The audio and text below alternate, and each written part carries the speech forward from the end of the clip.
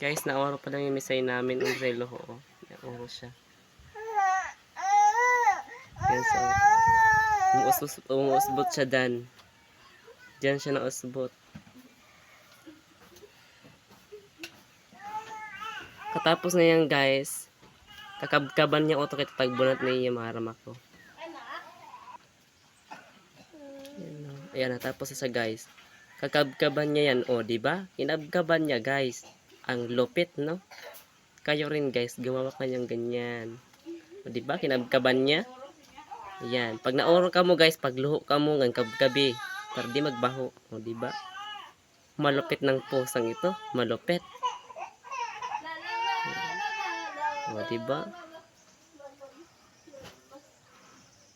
Ang lupit ng pusang ito. Ang lupit. O, hinura-kura pa niya. O, done!